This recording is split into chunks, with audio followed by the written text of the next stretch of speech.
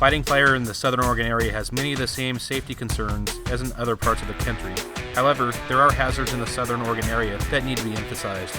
The following highlighted firefighter safety concerns are not intended to replace more detailed information provided during a local briefing on a fire assignment in the Southern Oregon area. When weather conditions align with steep slopes and heavy fuel loads common in the Southern Oregon area, the result is rapid fire growth and extreme fire behavior. It's important for firefighters unfamiliar with local conditions to receive a briefing that includes a discussion on the key fire behavior index values displayed on local pocket cards. However, in the Southern Oregon area, even when ERC values are in low or moderate ranges, rapid fire growth and spread during wind events is not uncommon. When wind events align with topography, steep slopes, and heavy fuel loads in receptive conditions, the result is extreme fire behavior characterized by crowning, long-range spotting, and major fire runs. This potential exists year-round, but becomes more pronounced during the hotter and drier months of summer and fall. Large areas of standing, fire-weakened snags are prevalent throughout the Southern Oregon area. The result of previous fire activity, these snag patches can be hundreds, and in some cases, even thousands of acres in size. New fire starts within these areas presents real safety concerns for firefighters and pose serious challenges to fire control operations. Limiting firefighter exposure by using heavy equipment, professional fallers, or Type 1 certified advanced fallers to remove snags are good mitigation options. Consult with local fire managers to assess the best action in these cases. Averages from the last 10 years show that 79% of all fire starts in the Southern Oregon area are caused by human activity.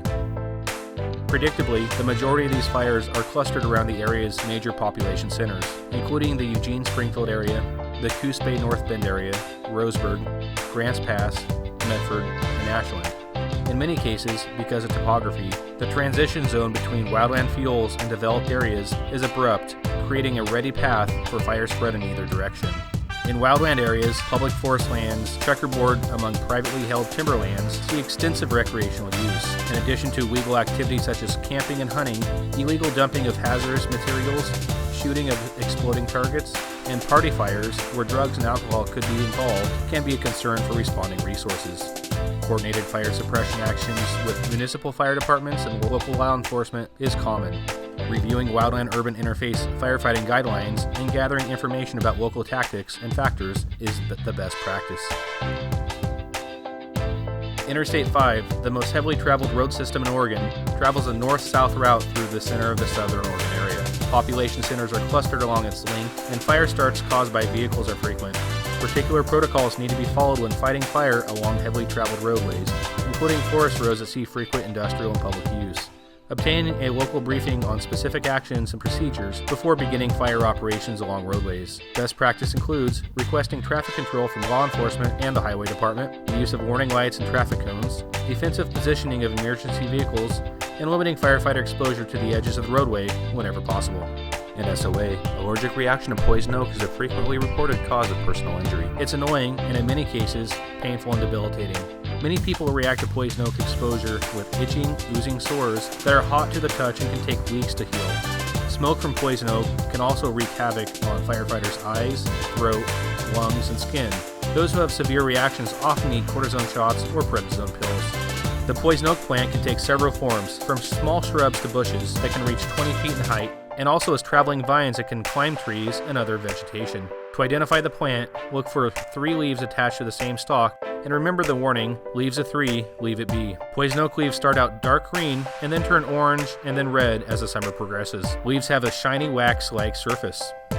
Beyond direct skin contact, the oil from poison oak can remain on gloves, clothing, boots, gear, and hose. It is transferable to other surfaces like vehicle seats, and from there onto your skin.